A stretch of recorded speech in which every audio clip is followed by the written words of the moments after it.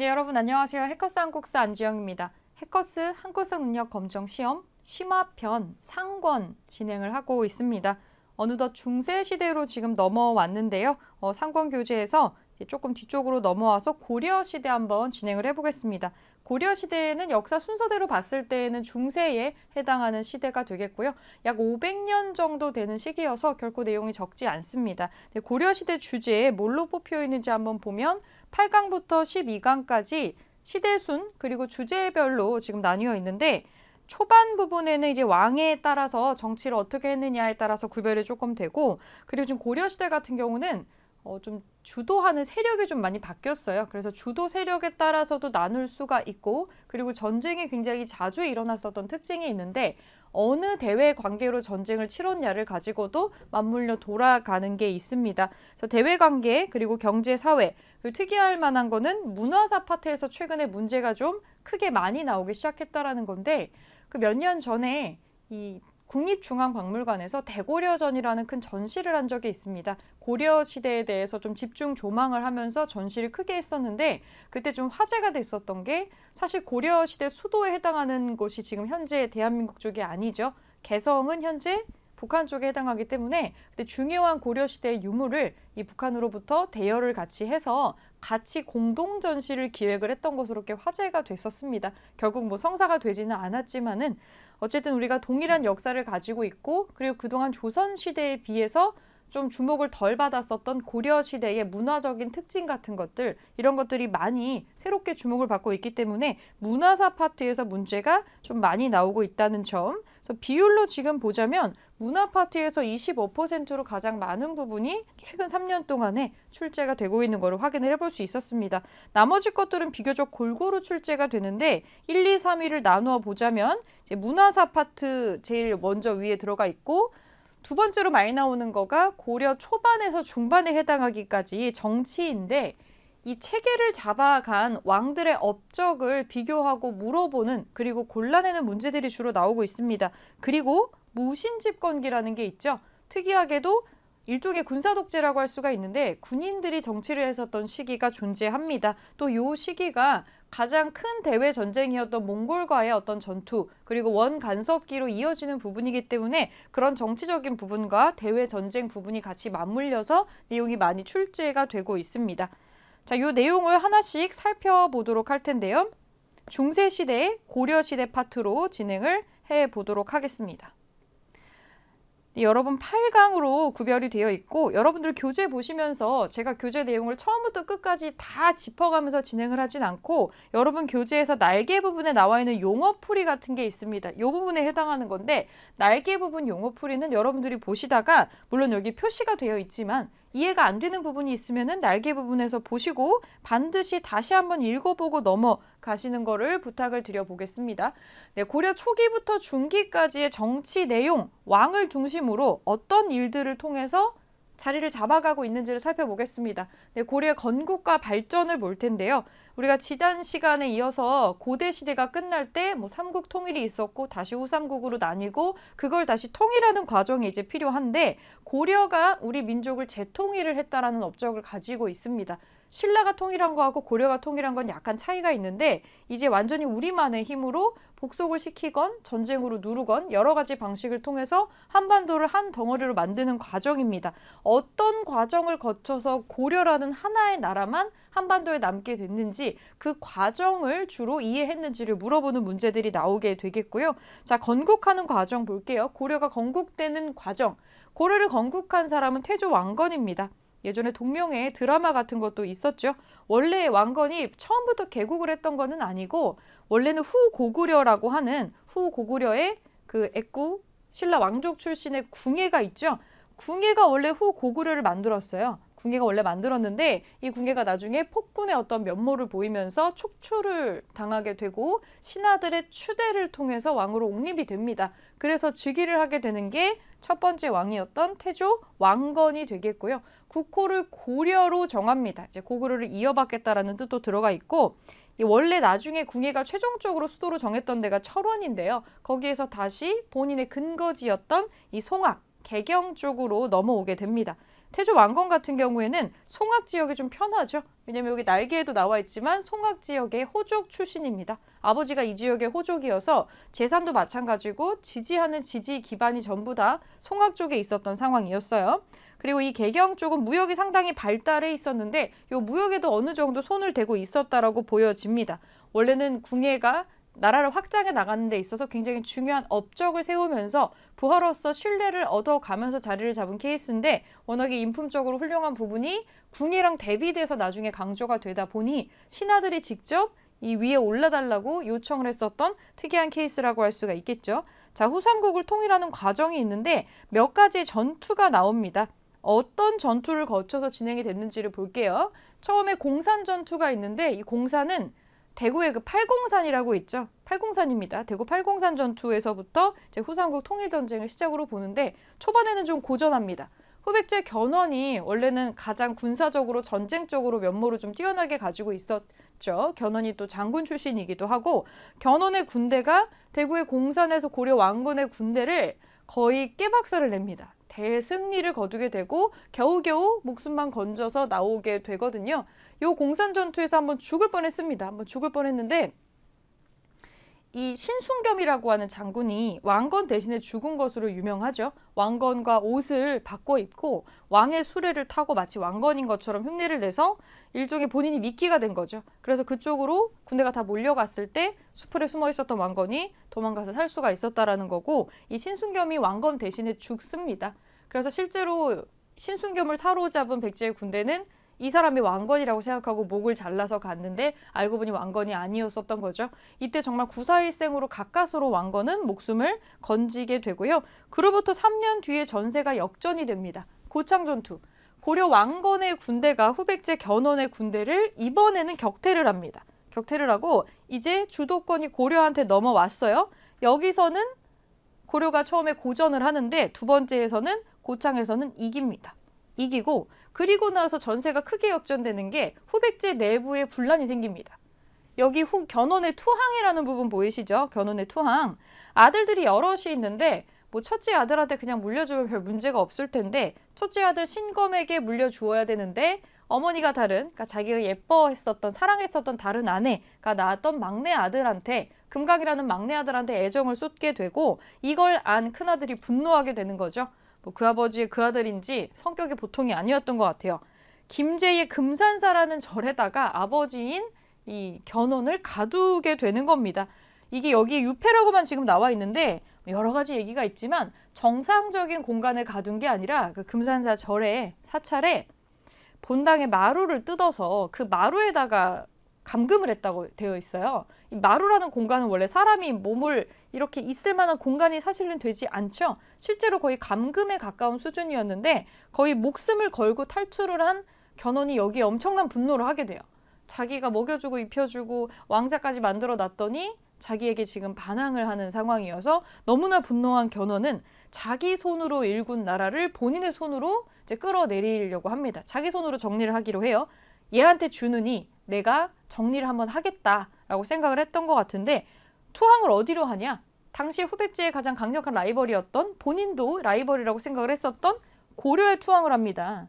이때 혼자 간 게 아니고 본인이 아끼는 사람들은 다 데리고 이쪽으로 투항을 하게 되고 이걸 또 왕건은 융숭하게 또 맞아주게 돼요. 웰컴 해서 맞아주게 되고 왜냐면 아쉬울 게 하나도 없잖아요. 이렇게 견훤을 맞아들이면 견훤의 덕을 봐서 후백제를 또 병합을 하는데 도움을 많이 받을 수 있으니까 후백제를 세우는 사람이 고려에 투항했다는 사실 자체만으로도 후백제 군대의 사기가 굉장히 떨어지는 상황이겠죠. 그리고 두 번째로 이제 결전을 앞두고 나서 후백제하고 결전만 앞두는 그 바로 직전에 신라가 항복을 합니다. 신라는 이미 대세는 신라가 어떻게 할 수 없을 정도로 기울어져 있다는 걸 알아요. 이 상태에서 후백제에 흡수되느냐 고려한테 흡수되느냐 둘 중에 하나만 남은 건데 이미 견훤은 신라의 경혜왕을 살해하는 천인공노할 짓을 한 게 있습니다. 아주 잔혹한 모습을 보인 바가 있죠. 후백제보다는 그래도 자기를 대접해주고 대우해주고 성품이 온화한 고려하고 협상을 하는 게 낫겠다라고 판단을 한 거죠. 그래서 신라의 마지막 왕인 경순왕 김부가 나라와 백성을 통째로 들고 고려에 항복을 하게 됩니다. 당연히 굉장히 융숭하게 맞이를 해주고 나중에 고려 통합하고 나면은 그 지역에 사심관 같은 걸로 임명을 해서 아주 극진하게 예우를 해줍니다. 왕건이. 그리고 이 상황 속에서 마지막 최후의 1,2천 전투라는 게 발생을 하게 됩니다. 936년에 후백제의 아버지를 몰아대고 후계자가 된 이 신검이 이 군대를 이끌고 1,2천에서 오늘날의 구미 지역인데 여기서 고려의 왕건이 이끄는 군대하고 맞붙게 되는데 얼마나 멘붕이에요. 지금 1,2천에서 신검의 군대는 후백제 군대인데 반대편에 고려 군대가 있는데 거기에 후백제 개창자가 같이 있다고 생각을 해보면 상당히 정신적으로 멘탈이 흔들리겠죠. 아, 여기를 만든 후백제를 만든 왕조차도 이 나라를 버렸다라고 생각이 될 수밖에 없는 지점이니까 이게 알려지면 당연히 후백제군의 사기는 굉장히 떨어질 겁니다. 어쨌든 1,2천 전투에서 고려의 왕건이 이끄는 군대에 이 신검의 군대는 참패를 하게 되고 그렇게 후백제까지 멸망을 하게 되면서 고려가 후삼국을 통일을 하게 되는 요 마지막 재통일의 장면이 나옵니다. 신라 같은 경우에는 당나라 세력을 끌어들였었고 윗부분의 고구려의 상당 부분의 영토는 차지하지 못했다라는 한계점을 가지고 있었는데 고려는 이거를 많이 만회를 했죠. 일단 다른 나라의 도움을 빌리지 않았고 고려만의 힘으로 내부를 통합을 했고 그리고 영토도 신라가 통일했던 것보다는 윗부분까지 많이 진출을 해 있는 상태입니다. 드디어 한 덩어리로 한반도가 재통일이 되었는데 그렇게 첫 번째 왕이 된 태조 왕건의 업적입니다. 가장 초반의 왕이었었던 만큼 오랫동안 전쟁에 시달렸던 나라의 혼란을 마무리하고 여러 가지 정책을 펼치려고 했겠죠. 이미 후삼국 시대부터 이 한반도 전체에 백제 사람이건 고구려 사람이건 신라 사람이건 굉장히 살기 힘든 상태입니다. 어떤 상태여든 통일신라 사람들은 다 똑같아요. 여기 백성들은 너무 오랫동안 전쟁과 착취에 시달린 나머지 상당히 살기 힘든 상태고 사실 지금 나라를 후백제가 통일을 하건 고려가 통일을 하건 누가 우리의 대장이 되어도 관심이 없는 상태였을 거예요. 그냥 우리를 먹고 살기만 해준다면 요게 좀 중요한 포인트가 될 건데 민족을 재통일을 하고 나서는 사람들을 안정적으로 정착시키기 위한 안정화 정책 같은 거를 실시를 하게 되는 거죠. 그리고 태조가 이 신라나 후백제하고만 전쟁해서 이것만 병합을 한 게 아니고 저기 윗동네의 통일신라 시기에 발해라고 있었죠. 발해가 멸망을 합니다. 발해가 멸망을 하고 나면은 발해가 멸망하고 나서 아랫동네로 고려 지역으로 내려와요. 왜냐면 발해도 고구려 후손이 세운 곳이고 고려도 고구려를 이어받는다라고 하기 때문에 서로 뿌리가 같다라고 생각을 하거든요. 그래서 망명국으로 발해의 마지막 유민들과 그 세자가 발해의 세자 대광현이 고려를 선택해서 내려오게 되는 겁니다. 당연히 여기에서도 왕건은 굉장히 극진하게 대접을 해주게 되고 유민들을 편안하게 살 수 있도록 땅과 집과 어느 정도 기반을 마련을 해주게 되죠. 태조 왕건의 성향이 좀 보이죠. 상당히 평화롭고 상당히 포용적인 성향을 가지고 있습니다. 이런 성향을 가진 사람이 두루두루 나라를 통합하고 이끌어 갈 만한 그릇이 되는 사람이겠죠. 그리고 발해 유민을 포용하고 순서상으로 보면 신라를 아주 평화적으로 병합하고 후백제를 멸망시켜서 진정한 통일을 합니다. 요게 이제 고려가 만들어지게 되는 의미라고 볼 수 있겠죠. 그리고 제일 중요한 거 사람들 너무 전쟁과 착취에 시달려 있어요. 민생 안정책. 태조가 세금을 아주 획기적으로 지금 힘들어서 전쟁 때문에 땅도 황폐해서 얼마 나오지도 않는데 조세 낮춰줘야겠죠. 그래서 조세를 10분의 1로 낮춥니다. 굉장히 많이 낮췄죠. 만약에 10만 원 냈다면 10,000원만 내도 되는 거예요. 상당히 많이 현실적인 액수로 낮춰주고 흑창이라는 걸 설치합니다. 일종의 빈민을 구제하는 구휼책이었다고 보시면 돼요. 사회 보장 책이라고 보셔도 되고 이 흑창이라는 거 춘궁기 봄에 이제 씨 뿌리는 계절이니까 겨울을 나고 나서 아무것도 없을 때예요. 곡식이 부족할 때 곡식을 나눠주고 추수 후에 가을에 갚아라. 여유가 되면 갚아라고 여지를 주는 제도였죠. 이거 뭐랑 비슷하죠. 고구려의 진대법과 상당히 유사합니다. 그 흑창이라고 하는 걸 설치를 해서 사람들이 굶어 죽지 않도록 세심하게 케어를 하는 점이 나오고 그리고 나서 이제 중요한 거는 자기의 왕권을 견고히 해야 돼요. 왜냐면 이 사람은 왕족도 아니고 어떻게 보면 귀족도 아니죠. 통일신라에서 아무것도 아니었던 사람이에요. 왕건 자체는 호족이라고 분류는 되어 있지만 이 호족이라는 거는 어떤 특정한 신분 계층을 법적으로 지정한 단어가 아니고 이 신라는 골품제도라고 하는 상당히 딱딱한 신분제도를 가지고 있어요. 여기에서 벗어나기가 좀 힘들죠. 성골이니 진골이니 육두품이니 여러 가지로 나뉘어 있어서 그들끼리 왕족과 귀족을 다 나눠 먹고 있는 상황에서 왕족도 아니고 귀족도 아닌, 하지만 한 지역에서 오래 살고 돈도 있고 세력도 있는 지역의 유지, 성주, 장군을 칭하는 사람들, 이런 사람들을 부를 만한 호칭이 필요해서 호족이라고 하는 특수한 거를 신분 계층이 스스로 생겨난 거죠. 어떻게 보면은. 그래서 호족 출신입니다. 그러면 왕건 정도의 힘과 세력과 재력을 갖춘 호족들이 여기저기 아마 있을 거예요. 왕건 정도의 재력을 갖춘 사람, 왕건 정도의 신망을 갖고 있는 사람, 여러 명이 있을 수 있고 누군가는 왕건이 마음에 안 들 수도 있습니다.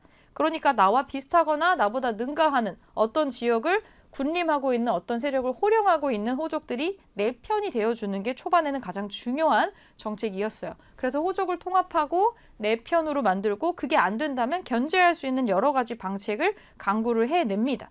이른바 당근과 채찍이 지금 나오는데 통합책. 나를 도와서 개국공신의 반열에 오른 호족들에게는 왕시성을 줍니다. 왕족과 같은 성을 주는 이걸 사성정책이라고 해요. 그리고 아주 유력한 호족들이 딸이 있다면 그 딸들과 전부 결혼을 합니다. 그래서 왕건은 부인이 무려 29명에 이르렀다. 라는 거 들어본 적 있으실 것 같아요. 이게 나중에 또 문제가 되긴 합니다만. 그리고 역분전이라는 걸 지급을 합니다. 역분전은 일종의 개국공신한테 주는 특별한 토지인데 물려줄 수 있습니다. 대대손손 물려줄 수 있는 뭐 일종의 훈장 같은 거죠. 개국공신이다라고 하는 거를 특정하게 보여주는 농공행상의 징표 같은 거라고 보시면 될 것 같습니다. 후삼국 통일에 기여하고 내가 왕이 되는데 기여했었던 사람들에게 특별히 나눠준 게 역분전이에요. 그리고 견제책으로 당근만 주면 안 되겠죠. 채찍도 합니다. 내가 너희들을 감시하고 있어. 지켜보고 있어. 허튼 짓 하지 못하게 해야겠죠. 본인도 세력을 모아가지고 일어난 호족으로서 호족의 세력을 모으면 위험해진다는 걸 알고 있습니다. 그래서 두 가지 제도를 실시를 하는데 하나는 사심관 제도고요. 또 하나는 기인 제도라고 합니다. 비슷해요. 이 호족들을 일종의 활발하게 자유롭게 뭐 군대를 모은다거나 반란을 일으킨다거나 그러지 못하게 하는 제도라고 보시면 됩니다. 사심관, 아까 제가 잠깐 경순한 김부 얘기를 했었는데 중앙에 높은 관리를 이 사람 고향이 있겠죠? 출신 지역의 사심관이라고 하는 걸로 임명을 해서 그 지역을 관리를 하게 하는 거예요. 만약에 그 지역에 뭐 문제가 생기면 이 사람이 책임을 지는 겁니다. 중앙에 있는 이 사람이. 이게 대표적인 사람이 신라 경순왕 김부입니다. 경주 지역의 사심관으로 첫 번째로 임명이 됐었던 사람이고 기인제도는 뭐 일종의 인질제도라고 바꿔서 알고 계셔도 될 것 같아요. 지방 호족의 자식들을 인질로 삼아서 수도에 데리고 와서 말은 자문인데 그 사람은 인질로 수도에 잡혀 있는 거죠. 혹시라도 뭔가 허튼 짓을 하면은 이 아이의 목숨은 없다. 그러니까 이런 거라고 볼 수가 있겠죠. 이런 당근과 채찍을 하고요. 이 태조는 걱정을 많이 했어요. 초반에 이런 걸 제대로 잡아두지 않으면 본인이 죽었을 때 일어날 혼란 이런 것들을 상당히 많이 걱정을 했었고 관리가 지켜야 되는 어떤 신하의 매뉴얼 같은 것들을 만들고 갑니다. 그게 유명한 정계 계백요서라고 하는 책들이 있고 유훈이라고 하죠. 죽을 때 썼던 여러 가지 당부의 말들, 훈요십조라는 게 있습니다. 이런 거를 가지고 계속 고려를 어떻게 이끌어 나가라 라고 하는 거를 지금 만들어 놨죠. 그리고 아무래도 고구려를 계승했다라고 하는 개국의 명분을 지키기 위해서 북진 정책을 하는데 옛날 고구려 영토를 차지하기 위해서 영토 확장을 진행을 합니다. 그래서 북쪽으로 올라가는 전진 기지로서 평양, 서경이라고 부르는 평양을 중시하는 그런 태도를 좀 취하고요.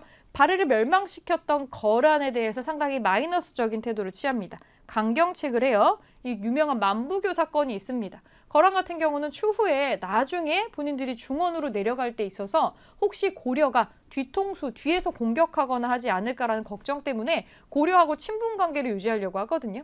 그래서 친한 척 하려고 이 고려 없는 거를 선물로 줘요. 사신을 보내서 낙타 50마리를 선물로 줬다라고 하는데 이거를 아주 어떻게 보면 선물을 받은 건데 이 낙타 50마리를 만부교라는 다리에 묶어놓고 굶겨 죽이고 같이 왔었던 이 사신들을 섬으로 귀양을 보내가지고 귀양 보내가지고 죽였다라는 이게 사실 보낸 사람 입장에서는 그래도 외교 사절을 왔다 갔다 하고 외교적인 선물을 준 건데 상당히 무례하다고 느껴질 수 있을 만한 내용이고 사실 이것 때문에 전쟁이 나도 할 말이 없죠. 너무나 강경하게 대응을 한 거니까. 그래서 두 번째에 이어서 그 뒤에 왕이 된 정주홍 같은 경우에는 거란이 혹시라도 이것 때문에 침략을 해올 수도 있겠다 싶어서 특수군대를 편성까지 합니다. 그래서 이게 가끔 선지에 나와요. 1, 2, 3, 4에 나오는 선지에 광군을 편성했다라고 나오는 게 있습니다.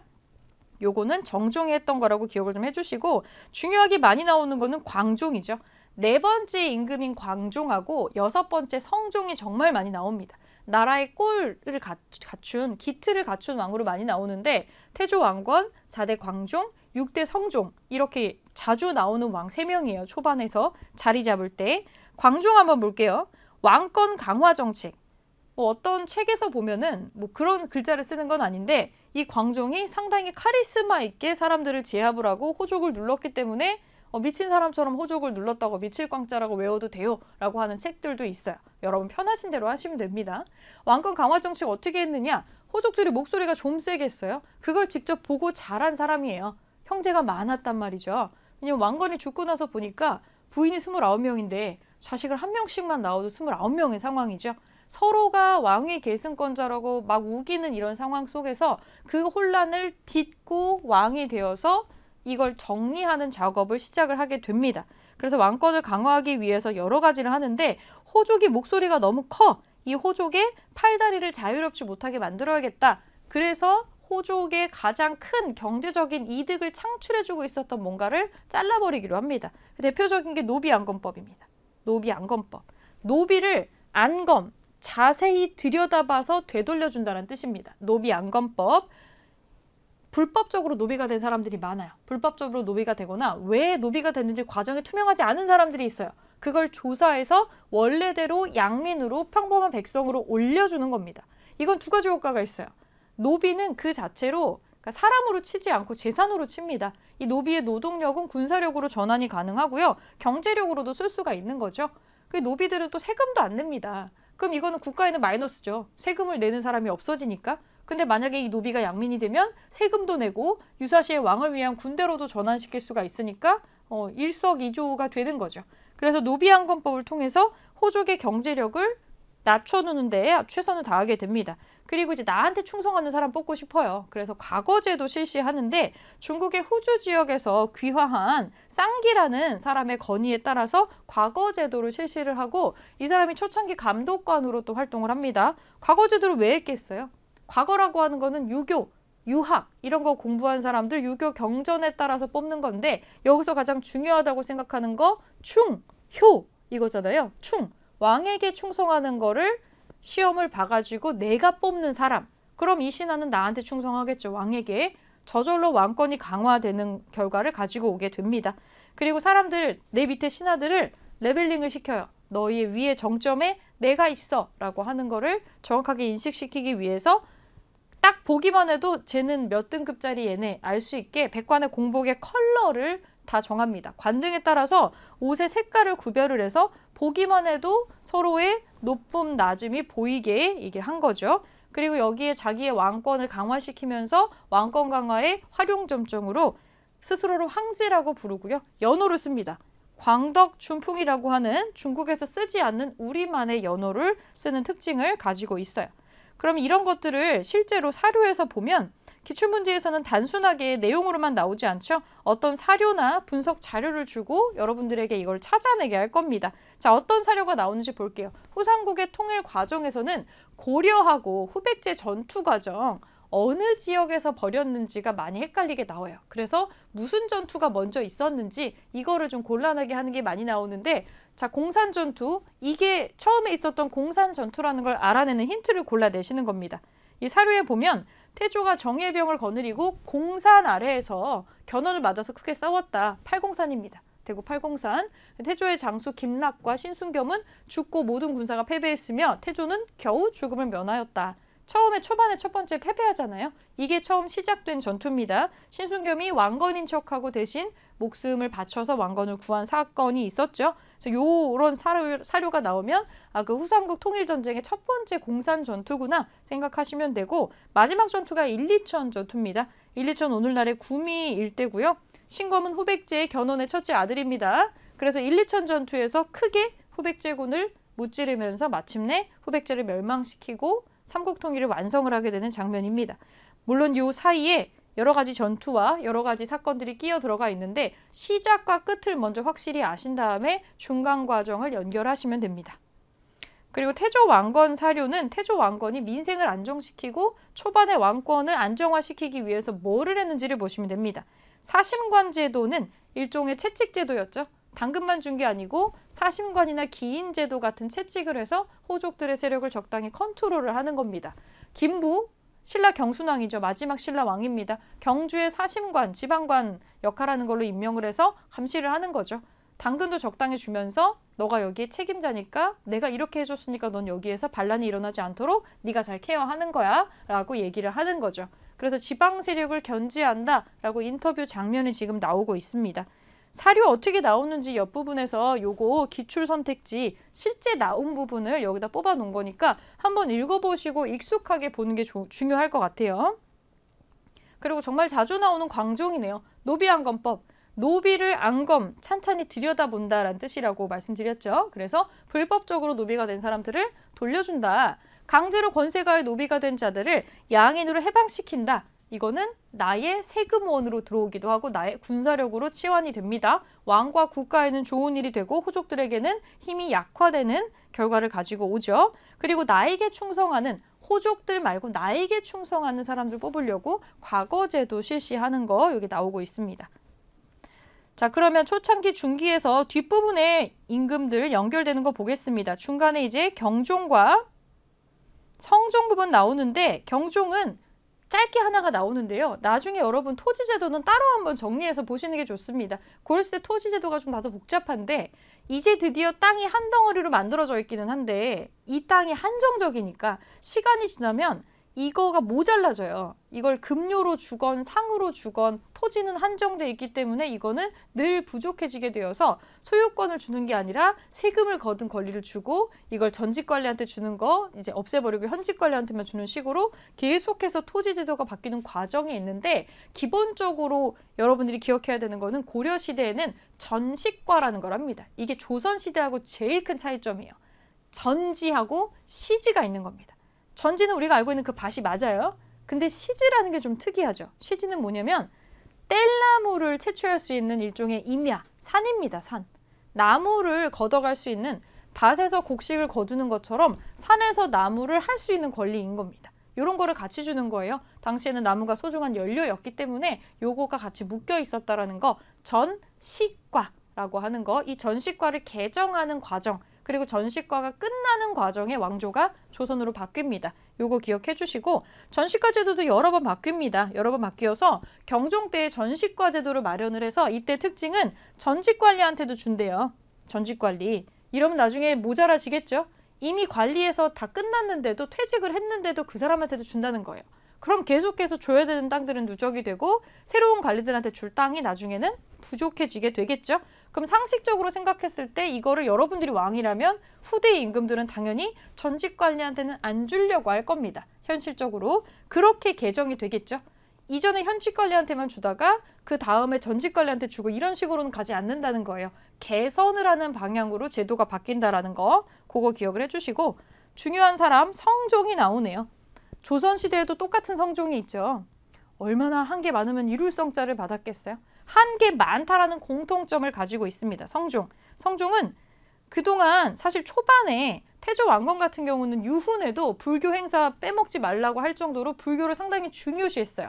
본인도 상당히 독실한 불교 신자기도 했고 근데 불교는 사실은 종교적인 거고 사람들의 마음은 모을 수 있지만 정치적으로 효율적이진 않다라는 거죠. 행정적으로. 그래서 이 성종이라는 분은 유교 정치를 완전히 행정적으로 끌어들이기 위해서 굉장한 노력을 하는데 우선 광종이 과거 제도를 이미 앞에서 한번 들여와서 토대를 마련을 합니다. 그래서 이때 뭘 하냐면 성종이 아예 시스템 자체를 이 유교식으로 확 바꾸기 위해서 아예 그냥 건의를 받아요. 공개적으로.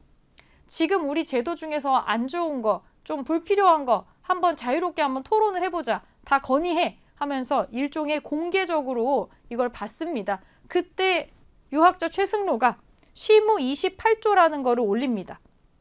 성종한테 올린 건데 왕에게 밀봉을 해가지고 뭘 올린 거예요. 지금 이런 게 문제니까 이렇게 해야 됩니다. 이런 게 문제니까 이렇게 바꿔야 돼요. 이게 전부 다 기존에 있던 것들을 다 폐단이라고 지적하면서 유교적으로 뭔가를 바꾸는 거 그거를 28가지를 지적을 해요. 이거를 성종이 받아들입니다. 그리고 이거를 통치의 유교 정치의 기본 이념으로 삼게 되는 거죠. 요거를 기반으로 통치 제도가 싹 바뀝니다. 중앙도 바꾸고 지방도 바꾸고 교육제도도 싹 바꾸게 돼요. 이성육부로 시스템, 행정 시스템 바꾸고 중추원, 삼사, 도병마사, 식목도감 이런 고려의 특정한 중앙 체제들이 생겨나게 되고요. 좀 특이할 만한 거는 요거 두 개는 고려에만 있는 굉장히 독특한 형태의 기구라는 거죠. 그리고 땡땡 도감 이런 거 나오면 고려시대 겁니다. 요거는 그냥 힌트로, 팁으로 좀 기억하고 계시면 좋아요.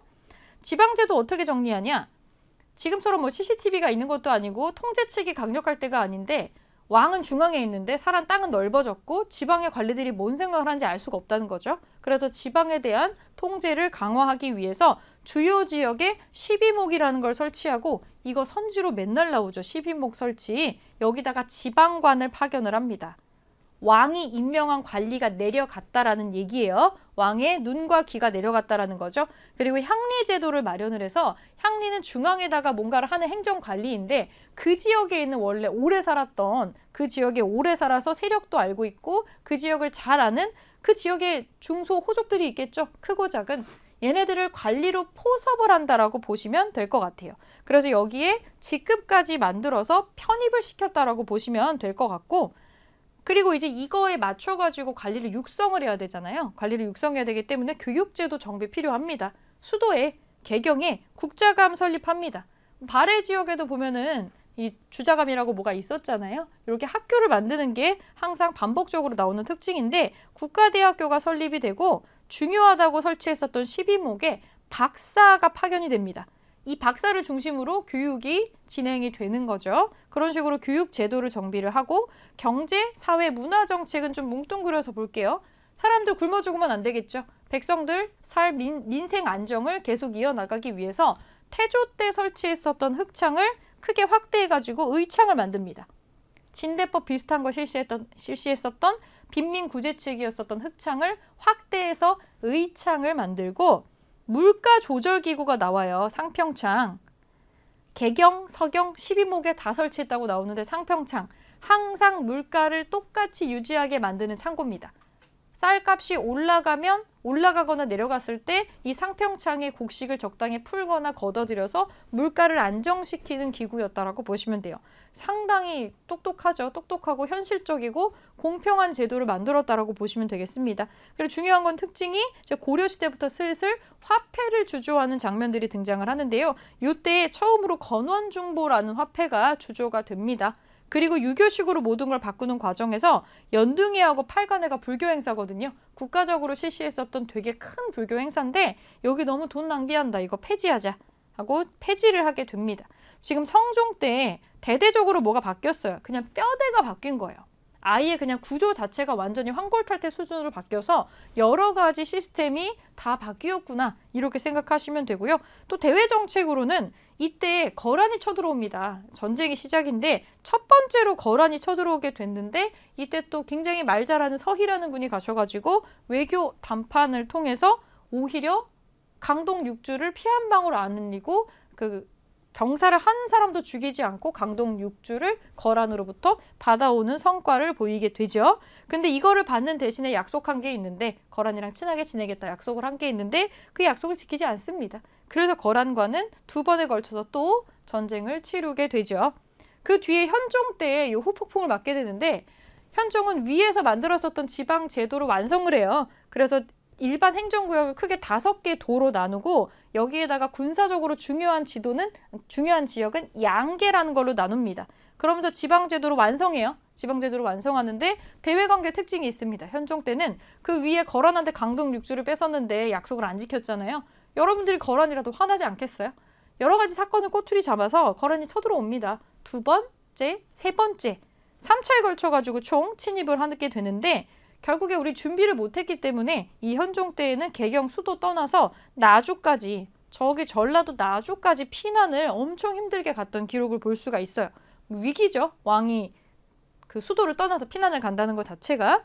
그래서 이 거란이 너무 괴롭히니까 우리 또 불교 국가니까 부처님의 힘으로 얘네 무찌르고 싶다라는 걸 뜻을 담아서 초조대장경이라는 것도 간행을 시작을 했었고요. 요때 이미 부처님의 힘으로 이런 위기를 극복하고자 하는 움직임이 일어나게 됩니다.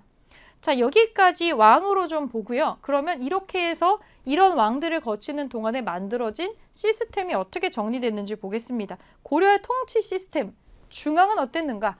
아까 잠깐 언급이 됐는데 이성 육부가 나와요. 크게 이성이 있습니다.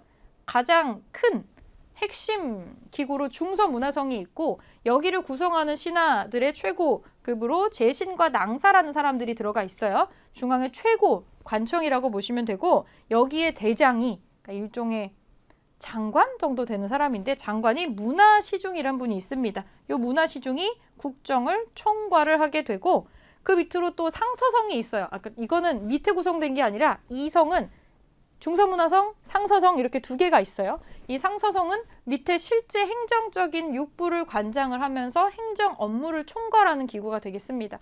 이 육부는 이름이 좀 익숙할 거예요.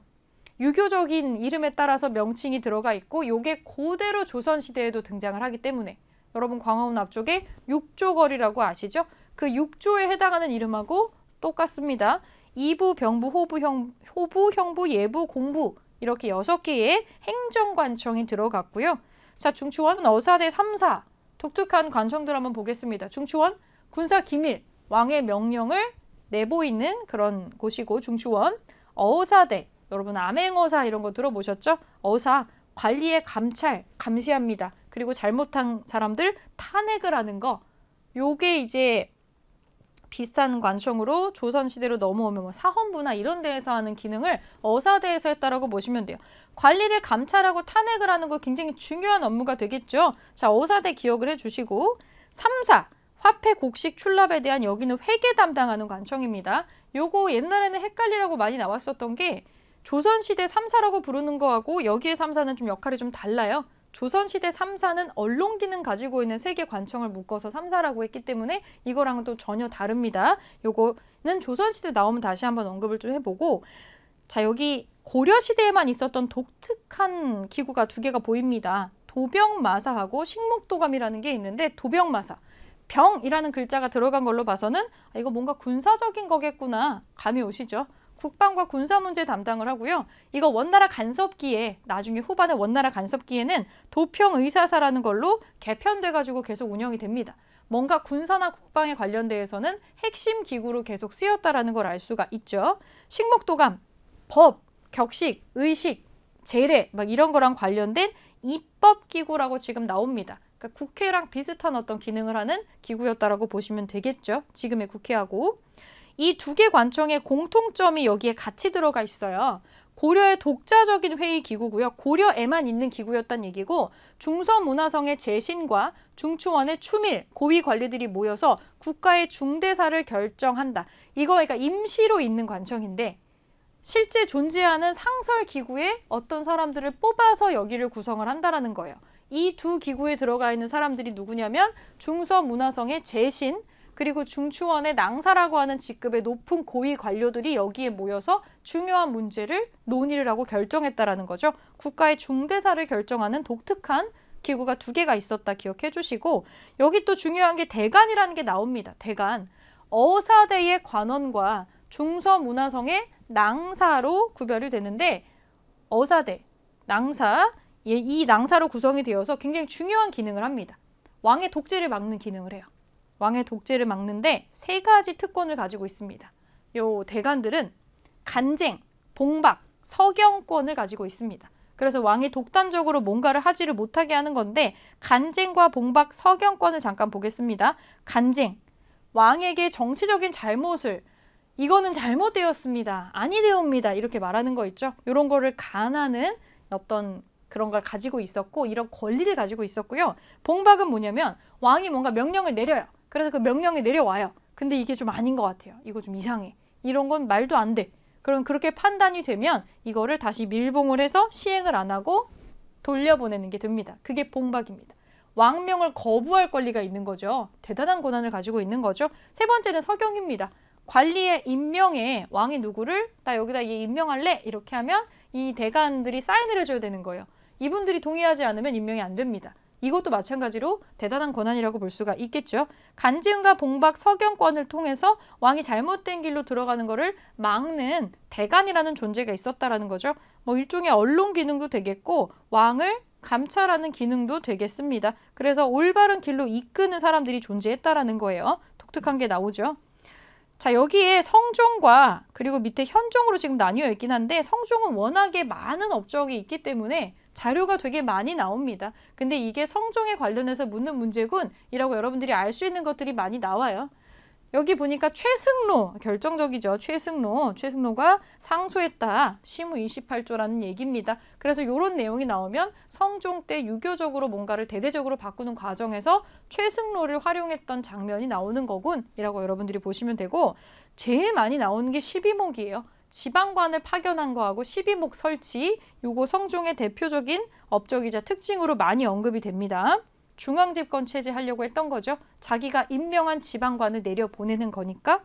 그리고 그 뒤에 현종은 위에 있었던 성종 시기의 대외관계나 어떤 지방체제를 그대로 이어받아가지고, 그리고 여기에 조금 문제가 되는 건 대외관계인데, 그 위에 성종 시기에 거란의 1차 침입을 서해가 잘 막아낸 것까지는 좋았는데 그 후폭풍을 현종이 받아서 두 번째, 세 번째 침략을 받게 된다고 했었어요. 그래서 개경을 떠나서 나주까지 피란을 가는 등등등 심각한 문제에 봉착을 해서 초조대장경을 만들기 시작했다라고 나옵니다. 부처님의 힘으로 거란을 내쫓고 싶다라는 거죠. 근데 나중에 결국에는 3차 침입을 우리가 막아냈거든요.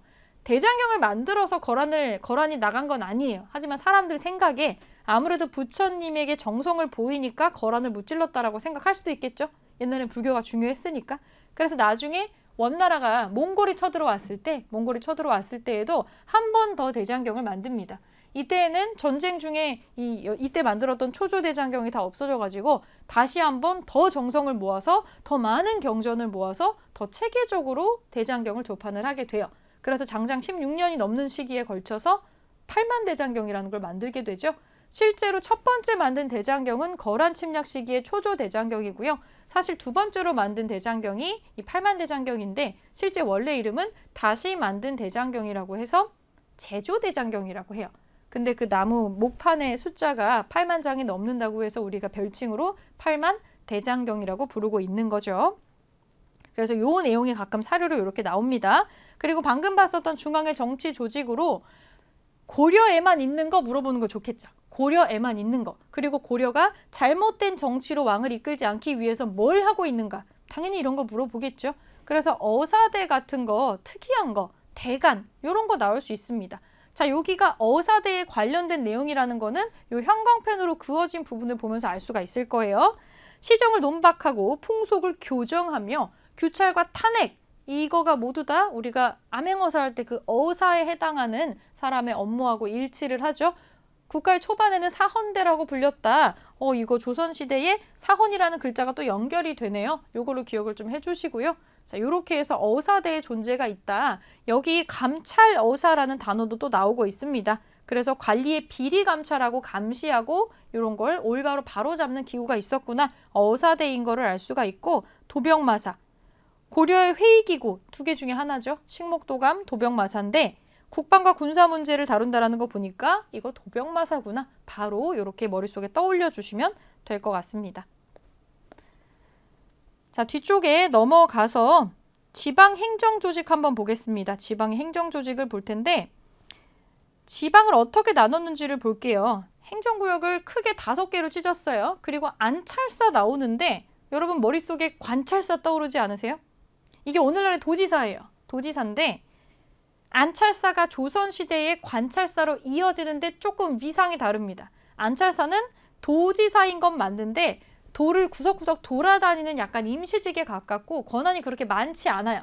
근데 조금 더 체제가 안정된 조선시대에는 상설직으로 들어가기 때문에 여러 가지 막강한 권한을 부여를 받게 됩니다. 그래서 안찰사를 이어받는 관찰사가 조선시대로 연결이 된다라고 생각하시면 되고, 여기의 의미는 지방 구석구석에 왕의 눈과 귀를 파견하려고 한다라는 거예요. 지방관을 파견한다. 근데 여전히 아직까지도 파견되지 않은 지역들이 존재하더라라는 그런 얘기가 나옵니다. 그리고 국경지대는 중요하니까 두 개로 나누어서 행정구역을 나누어 놓고 특별히 국경지대를 관리하는 병마사를 파견합니다. 뭐 도병마사 아까 나왔던 게 있잖아요. 병마사라는 글자가 또 나오고 있고 특이한 거는 특수행정구역의 존재. 통일신라 시대에도 향이랑 부곡은 있습니다. 근데 고려 시대에 소가 추가돼요. 소. 신부는 분명히 양인인데 특수행정구역이어서 이 사람들 노비가 아니에요. 노비가 아닌데 이 주민들은 신부는 양인인데 하는 일은 좀 천민에 가깝거나 너무 힘들거나 세금이 너무 많거나 이런 식으로 차별을 받습니다. 일반 농민에 비해서 신분적으로 차별을 받았던 사람들, 그런 사람들이 모여 사는 특수행정구역을 향, 부곡, 소라고 합니다. 특히 이 소라고 하는 지역은 국가가 필요한 물품을 생산하는 수공업자들이 들어가 있는데 만드는 거 너무 힘든 거 있잖아요. 소금이나 숯 뭐 이런 것들, 이런 거를 만들어서 국가에 납품을 하는데 요 양이 많아지면 또 힘들어지겠죠. 그래서 나중에 후반부에 고려가 혼란스러워지면 요 소 지역을 중심으로 주로 농민 반란 같은 것들이 많이 일어나게 됩니다. 자, 그럼 군사제도는 어땠느냐? 중앙과 지방 나눠야겠죠. 일종의 그 특수부대죠. 국왕의 친위부대 2군으로 나눕니다.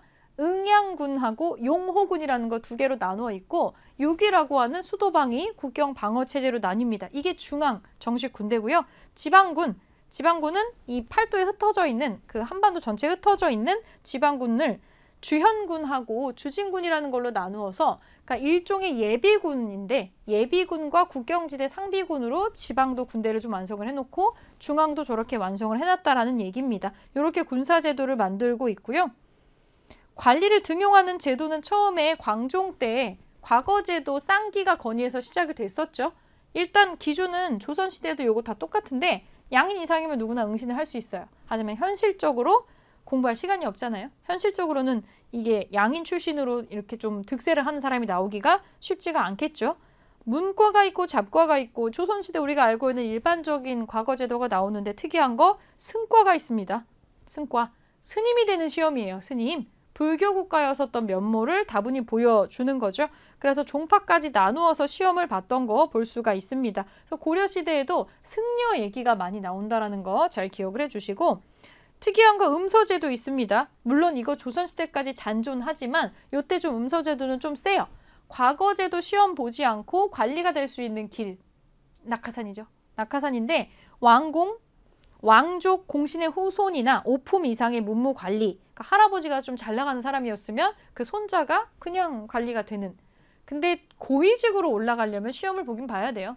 요 음서제도가 조선시대까지 남아있는데 요걸 약간 창피하게 생각을 해요. 특채거든요. 집안의 후광으로 인한 특채이기 때문에 사람들이 다 알아요. 그래서 요거는 실제로 정말로 자기가 실력으로 인정받으려면 음서로 관직에 나아갔다 하더라도 그 뒤에 승진은 본인의 실력으로 하게 되어 있습니다.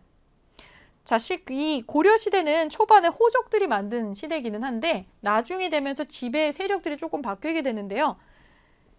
처음에 들어왔었던 호족과 과거를 통해서 들어오는 사람들, 그리고 이 사람들이 반복적으로 고위직을 배출하고 자기들끼리 결혼하면서 귀족은 아닌데 귀족처럼 바뀌어요. 그걸 문벌귀족이라고 합니다. 몇 대에 걸쳐서 재상이 나온다거나 자기들끼리 혼맥을 맺는다거나 이런 식으로 특권층을 독점하는 거죠. 우리도 지금 보면 재벌들끼리 막 결혼하고 하는 거 일종의 뭐 재벌 귀족 같은 거라고 볼 수 있겠죠. 이런 문벌 귀족 사회가 있는데 대표적인 인물이 이자겸입니다. 이자겸네 집안은 이자겸이 태어날 때쯤 이자겸네 집안은 금수저를 훨씬 뛰어넘는 수준이었다고 보시는 게 좋을 것 같고 이자겸네 집안은 특이할 만한 거는 관직도 관직이지만 왕비를 다수 배출하는 집안으로 유명했어요. 겹겹이 외척으로 얽혀 있었다라는 거죠. 근데 보니까 이게 짱이더라는 거예요. 외척이 되는 게 짱이다. 그래서 이자겸 때가 되면 이 사람은 또 더 특이해요. 지금으로선 상상도 못할 어떻게 보면 콩가루 집안에 가까운데 이 이자겸은 예종과 인종이라는 두 명의 왕하고 같이 연결이 되어 있는데 왕의 장인어른이면서 자기의 손자한테도 자기 딸을 시집 보내요. 그러니까 손자하고 어떻게 보면 조카하고 이모하고 결혼을 한 거죠. 말도 안 되는 혼인이죠. 중첩혼을 지금 하는 건데 이렇게 이중혼을 통해서 권력을 확실하게 잡아놓는 그러니까 자기의 손자였던 인종 같은 경우는 어리고 세력이 없다라고 판단을 해서 자기가 허수아비처럼 쥐락펴락하려고 하는데 인종도 나이 먹어가고 하면서 할아버지의 손에서 벗어나려고 하거든요. 그러면서 권력 싸움이 생겨나게 됩니다. 그래서 인종과 이자겸 사이의 트러블로 일어난 것이 바로 이자겸의 난입니다. 군인이었던 척준경이랑 같이 이자겸이 난을 일으켰는데 왜냐면 손자였던 인종이 발칙하게도 이자겸을 제거하려는 계획을 세웠기 때문에 먼저 선수를 친 거고요. 처음에 이자겸한테 유리하게 돌아가는 듯 했는데 인종이 척준경을 살살 꼬셔가지고 자기 편으로 만드는 데 성공, 이자겸을 제거했고 나중에는 척준경도 인종이 축출을 하게 됩니다. 상당히 머리가 좋은 사람이었던 모양이에요. 우리 국립중앙박물관에 가면 청자 전시한 전시실이나 고려실에 가면은 가장 귀하고 예쁘고 화려하게 생긴 유물이 전부 다 인종의 무덤에서 나온 유물들입니다. 가장 완벽한 형태로 나온 참외 모양 청자가 인종 무덤에서 나왔죠. 이것도 한번 참고로 좀 해주시고 그 결과로 이자겸의 난으로 왕실의 권위는 땅으로 떨어지죠. 자기들끼리 싸운 거니까. 이걸 수습하는 과정에서 기존에 있었던 개경의 원래 세력에 있었던 개경파 김부식 그리고 서경을 중요시하는 서경파라고 하는 사람으로 두 개로 나뉘어져서 요 파들이 대립을 하게 됩니다. 왕의 힘이 굳건했다면은 그 밑에 세력들끼리 이렇게 분화해서 성장할 일이 없었을 텐데 왕궁이 불타고 왕이 인질로 잡히고 하는 이 모종의 사건을 겪으면서 왕실의 힘은 추락하고 신하들의 입김이 세졌다라고 보시면 될 것 같아요. 그래서 이런 과정을 나타내주는 사료들이 옆에 또 나오고 있는데 주로 이 행정구역은 이렇게 지도가 많이 나와요. 지도가 나와서 딱 봐도 도 5개로 나뉘죠. 오도, 양계, 북계, 동계로 나뉘고 있는 부분 요 지도 보면 고려시대 지방제도 지도구나 이렇게 바로 아실 수가 있을 거고요. 여기에 표시는 안 돼 있지만 특수행정구역으로 차별받는 향과 부곡, 소가 있다. 여기 천민지역 아니에요. 양인인데 대접을 천민처럼 받았던 사람들이라고 생각해 주시고 자 군사제도는 2군 6이다. 일종의 특수, 중앙을 지키는 특수부대인 2군이 있고 그 밖에 지방에 6위를 두었다. 이렇게 생각을 해주시고 관리를 등용하는 거 기본적으로 유교 원칙에 입각해서 과거제도가 있었다. 특이한 건 승과제도가 있었다. 그리고 문벌귀족이 난립을 해서 이자겸으로 대변되는 세력이 있었는데 이자겸의 난이 있었고 이것은 진압이 되더라. 이 이자겸의 난 때문에 이걸 진압하는 과정에서 결국에 세력을 잡은 사람들이 또 문신이에요. 요 사람들 때문에 나중에 무신들을 차별하고 무신정변이 일어나게 되는 계기를 마련을 하게 되는 거죠. 계기를 제공을 했다라고 보는 게 낫겠죠. 그래서 뒤쪽에 가면 이 이자겸의 난을 수습하는 과정에서 성장했었던 세력이 있어요. 지금 왜 이런 말도 안 되는 난리가 일어나는 거냐. 개경의 운세가 다 했기 때문이다. 라고 하면서 서경으로 수도 옮겨야 돼. 라고 나오는 묘청이라는 스님이 있습니다. 이 묘청의 난이라는 게 있는데 인종도 여기 약간 찬동을 해요. 개경 지역에 있는 입김 센 기존의 기득권층한테 왕권을 또 다시 유린당하고 싶지 않은 마음에 내가 힘을 얻을 수 있는 새로운 장소를 좀 원합니다. 그래서 묘청한테 약간 힘을 실어줍니다. 정치적인 개혁을 추진하려고 했는데 결국에는 원래 있었던 중심 개경파 김부식이 여기서 최종 승리를 하게 돼요. 개경파하고 서경파가 이렇게 대립을 하는데 그냥 짧게 말하면 보수파하고 진보 세력파라고 보시면 돼요. 개혁파인데요. 김부식, 익숙한 이름이죠. 삼국사기를 쓴 사람입니다. 삼국사기. 묘청과 정지상은 좀 낯설 거예요. 패배했으니까 역사에서 지워졌죠. 나중에는. 김부식은 신라를 계승하는 의지를 가지고 있는 사람. 서경파는 고구려를 계승하는 의지. 그러니까 우리가 봤을 때 조금 더 진취적이고 좀 우리 거를 좀 중요시하고 하는 거가 전부 다 서경파예요. 그래서 저 오랑캐 놈들이 금나라를 세우던지 말던지 우리는 우리가 잘 먹고 잘 사는 것만 유지되면 돼. 그래서 금나라가 4대 관계 요구해? 그럼 까짓 거 해주지 뭐. 돈 주고 평화 사도 돼. 이게 개경파의 입장이고 이게 무슨 말도 안 되는 소리냐. 이 금국을 당연히 저 오랑캐 놈들 정벌해야 되고 우리 황제 칭하고 칭제 건원해야 된다. 라고 얘기하는 거 요게 서경파의 목소리입니다. 유교 사상에 입각해 있다라는 거 그리고 땅의 기운이 다 있다. 이런 거 풍수질이거든요. 완전히 기반 사상도 다릅니다. 이게 약간 특이한 거는 이 서경파가 반란을 그래서 일으켰어요. 반란을 일으켜서 서경으로 억지로 천도를 합니다. 그리고 여기다 궁궐도 짓고 연호도 제정하고 1년 동안 잘 버텼다가 나중에 진압이 됩니다. 묘청의 난이라고 나중에 기록이 되죠. 실패했으니까. 국호도 정하고 연호도 정해서 난을 일으켰는데 김부식의 군대에 맞서 싸우다가 1년 만에 진압이 됩니다. 그래서 서경은 나중에도 꾸준히 차별받는 지역으로 남게 됐는데 김부식이 문신이거든요. 이거를 진압하는 과정에서 무신에 대해서 상당히 누르는 시스템이 생기게 됩니다. 그러니까 차별이 되게 심해져가지고 이것 때문에 무신정변이 일어났다고 해도 과언이 아닐 정도가 돼요. 요게 자꾸 언급이 되는 이유는 일제강점기 때 등장하는 민족사학자 신채호라는 분이 역사를 공부하다가 보니까 야, 우리 역사가 정말 좋은 쪽으로 흘러갈 수 있었는데 대단히 충격적이고 슬픈 사건이 있었구나. 조선 역사상 1000년 동안 일어난 사건 중에 가장 비통한 사건이다. 여기서 만약에 서경파가 이겼다면은 우리 역사가 얼마나 진취적으로 바뀌었겠느냐. 우리가 일제강점기가 안 됐을 수도 있었어. 라고 되게 통탄했었던 사건이 바로 이 묘청의 서경천도 운동입니다. 요게 선지로 나오는 경우가 있고 자료가 그렇게 나오는 게 있으니까 여러분들도 한번 머릿속으로 기억만 좀 해주면 좋으실 것 같아요. 자, 밑에 개념 확인 퀴즈 한번 보겠습니다. 태조 왕건은 1번부터 볼게요. 광덕과 준풍 등의 독자적인 연호를 사용했다. 이거 왕건이 하는 게 아니고 광종이 하는 거죠. 아닙니다. 성종은 최고 유학기관으로 국자감이라는 국립학교 설치한 거 맞아요.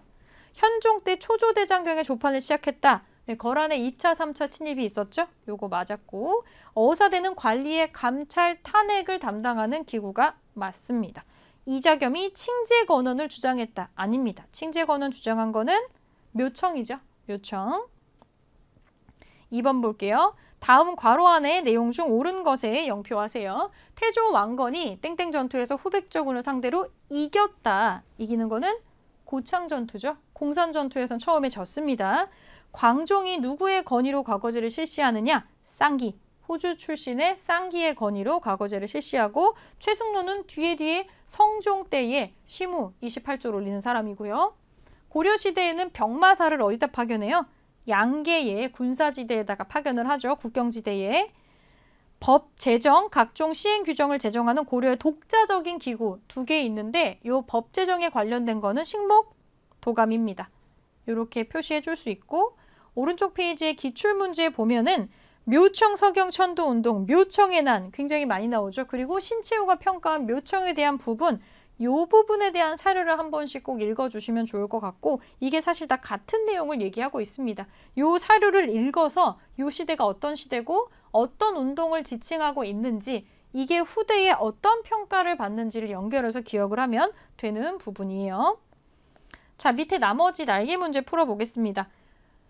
질문에 맞는 답을 고르세요. 고려 광종, 네 번째 광종의 정책을 보겠습니다. 전국에 12목을 설치하고 관리를 파견했다. 12목 설치하는 거는 성종이 하는 거죠. 아니에요. 노비 안건법 시행을 해서 이 호족을 눌렀던 거 이게 광종이 했던 거니까 2번이고 고려시대 3사의 역할은 조선시대 3사랑 다르다고 했었죠. 화폐, 곡식의 출납, 회계의 역할이 3사 역할입니다. 왕명의 출납과 군사기밀 담당하는 거는 중추원이 했던 거죠. 이거 아니에요. 자, 3번 인종의 제위 시기에 있었던 사실은 왕실의 외척인 이자겸의 권력을 독점을 했죠. 인종이 이자겸의 손자죠. 자, 1번입니다. 망이 망소이가 공주 명학소에서 봉기한 건 나중에 무신정권 시기에 일어나는 일이고요. 자, 묘청에 대한 설명. 무신정권을 타도하고자 하였다. 아직 무신정권 일어나지 않습니다. 이 사건 뒤에 벌어지는 일이죠. 수도를 서경으로 옮길 것을 주장을 했죠. 풍수지리서를 주장을 하면서 그래서 묘청의 서경천도 운동 같이 연결해서 기억해주면 좋을 것 같습니다.